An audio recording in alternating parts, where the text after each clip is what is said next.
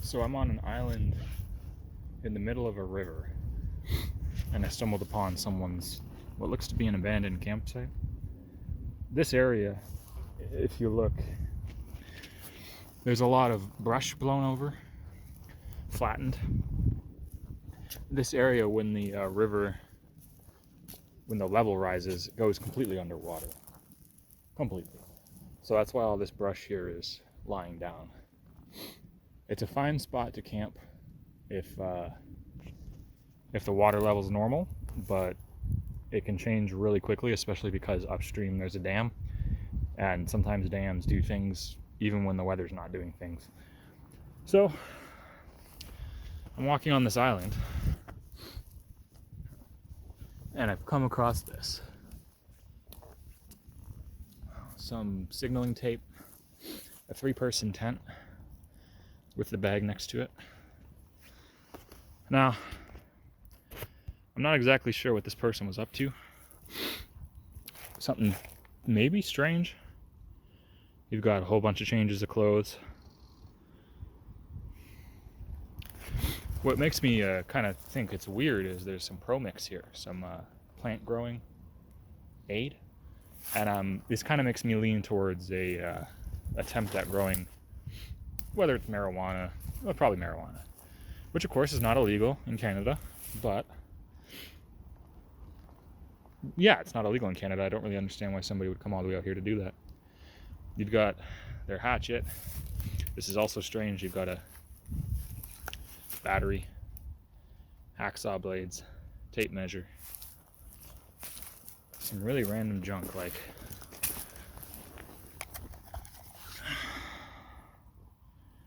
a clock, I guess, timer. Like, who doesn't have a phone for the time? And yeah, their clothes, including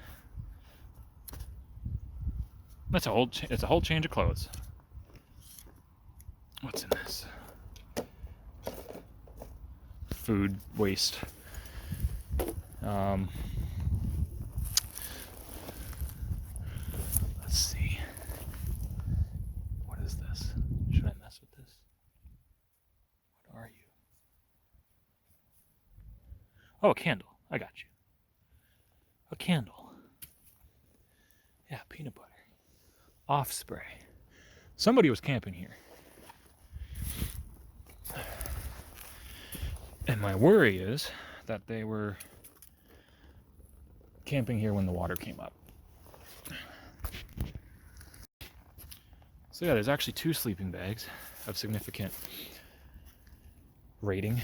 They're heavy sleeping bags. This is my hat. What a mess. What a mess. More peanut butter. These people like their peanut butter. Peanut butter is an excellent survival food, so I can't fault them there. Okay. Tent peg. There's stuff inside the tent. Camping mat.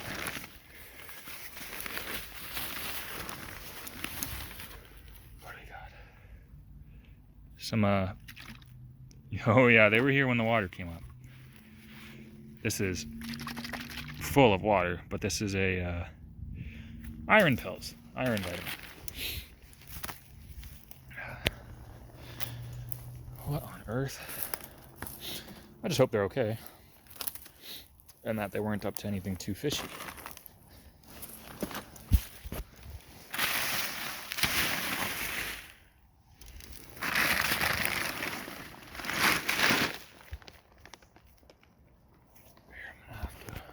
Mount you on my chest here.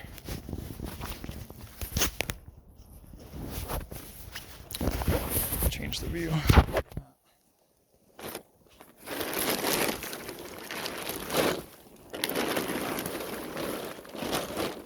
Jeez. Going to get filthy. Just also want to triple check that there's not any human being anywhere in this pile, which I very much doubt. Just, good to check.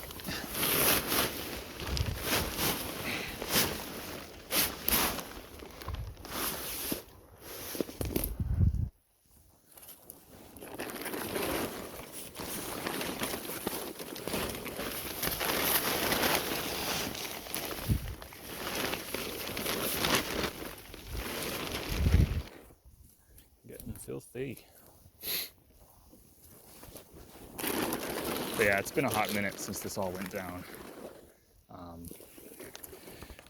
I don't think this was last week, for instance. So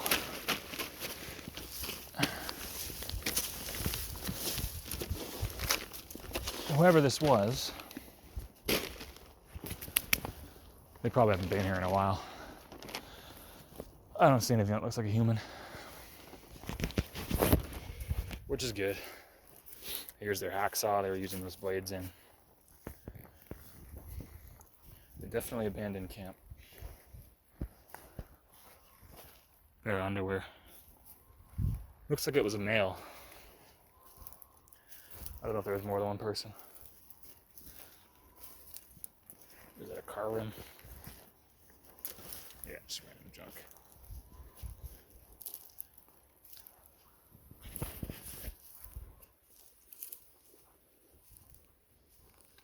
Man, oh man, what a mess. Again, I like to carry garbage out of here, but I don't have the space or the manpower to carry all this out. It's wet, it's heavy. And here's their torch.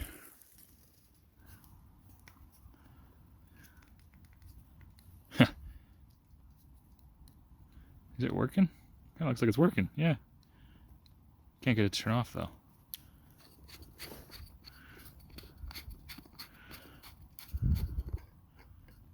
Yeah, that little light's on. What a good little torch. What do you take? Well, oh, there we go. I got it to turn off. It's so light it doesn't even feel like there's batteries in it. Anyways, I'm distracted by this flashlight.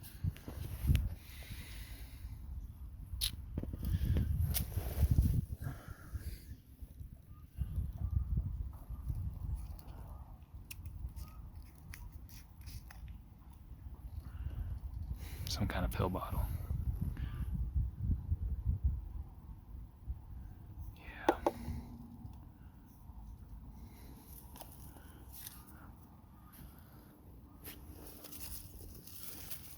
This person left a serious mess out here, I'll tell you. And all this kit looks kind of new, you know? I don't know what they're up to. I can't see any plants around. Which makes sense, because if they did have any plants out here, they would have been completely destroyed. I'm just going to do a little search of the area. Places that run downhill. Make sure there's not a super soaker. Make sure there's not any kind of things to be concerned about out here. Yeah, it's straight up water gun, isn't it? Randomest crap over here.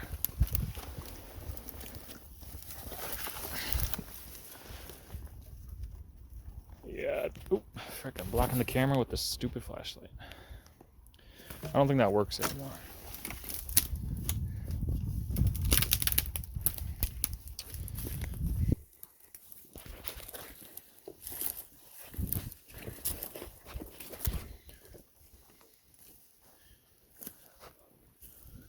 So yeah, for instance, if the dam upriver right now started letting out a gush or torrent of water, where I'm standing right now, this would all be water. And I don't know if this person realized that. This place is fine for temporary camping, where you won't be staying long, but not recommended for any kind of long-term camp, which they are now very aware of. Frickin' A. These are not cheap items. But what was this person doing? Was the plan to build a whole fort out here? Jeez Louise.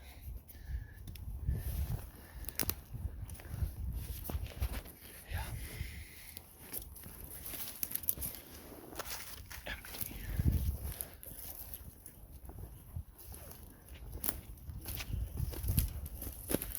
Very brambly in here, but I'm gonna try and go in, see what I can see. So finding that campsite near the river, completely devastated, reminded me of a few tips for camping that maybe some people don't know, which is completely fair. I mean, a lot of people only see certain environments in one season, in one setting, mode, and they don't realize how drastically environments can change on a dime. River camping tip number 1.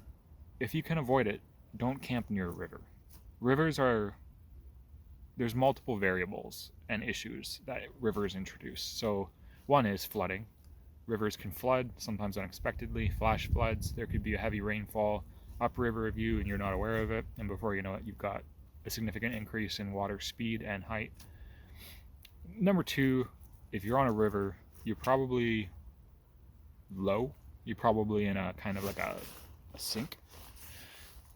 And these are called cold sinks, or they can be cold sinks. Rivers do 2 things. They guide wind along them like a pipe, and cold literally settles into riverbeds. And so if you're anywhere where it has a chance of getting cold, it could get a little cold. Maybe your sleeping bag is rated a little officially, as most sleeping bags are. You know, it says it's good to 10 degrees. It's really only good to 5 degrees, 15 degrees, etc. Camping near a river can really change the felt temperature. You know how the weather says 20 degrees feels like 17? A river can dramatically reduce the temperature. So that's why you shouldn't camp near a river. If you're going to camp near a river, I recommend knowing the river, knowing what season you're in. Often, if you're in somewhere where it snows, spring can bring a lot of unexpected changes to river speeds. First off because of the thaw, and second off because of spring showers, but definitely mostly because of the thaw. So get to know your river, look into what the river behaves like, and if you haven't been at the river in a certain season and time, which isn't always a guarantee that things will go consistently the way you remember them, but if you haven't been at a river in a certain season or time, look into how that river's behaving before you set out. And if you can, have your campsite set up kind of up. If you're really committed to sleeping next to the riverbed or near it, there's a fair chance you won't. Depends on the river. Some rivers are wild, let's be clear. Some rivers you should just not camp near at all. So that's important. But some rivers are more mild, and if you're camping near a more mild river and the water does start to kind of rise, you'll very likely wake up because it's going to be very cold and very wet. And unless it's a really dangerous river, you shouldn't be swept away. So put your gear a little higher up. That should help. But I mean, anything you're sleeping in is going to be swamped out. And finally, yeah, if you cross rivers, or you're like, I'm on an island right now in the middle of a river, this kind of goes back to your water levels. Be sure you can actually get back out. Make sure you have a reliable crossing, and that you're not risking a flash flood coming in and completely changing the situation. Famously in Into the Wild, which many of you probably have read, watched, Chris McCandless, I believe I'm getting his name correctly, he crosses a river to enter Alaska, and then he goes back some 30 days later. Again, I'm not 100% sure. And it's his retreat plan. It's how he's getting out. And the river has now changed completely. It's a torrent of water, uncrossable. So unfortunately for Chris, again, very famously, that would be part of the situation that would lead up to him losing his life.